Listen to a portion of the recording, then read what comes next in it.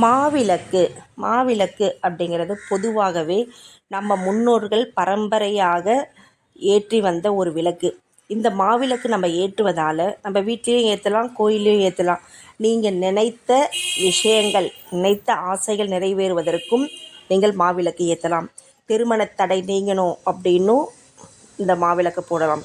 அதுக்கப்புறம் வாழ்க்கையில் முன்னேற்றம் வரணும், வீட்டில் லக்ஷ்மி கடாட்சம் பெருகணும், அதோட வீட்டில் அமைதி நிலவணும், வீட்டில் நோயின்னு இருப்பாங்க பாருங்கள், அந்த மாதிரி நோயினுடைய எல்லாம் வரக்கூடாது, வீட்டில் சண்டை சச்சரவுகள்லாம் இருக்கக்கூடாது அப்படின்னு இருக்கவங்க நீங்கள் உங்கள் குலதெய்வத்துக்கோ இஷ்ட தெய்வத்துக்கோ முருகருக்கோ பெருமாளுக்கோ நீங்கள் எந்த தெய்வத்துக்கு வேணாலும் வேண்டிட்டு இந்த மாதிரி மாவிளக்கு போட்டுட்டு வாங்க.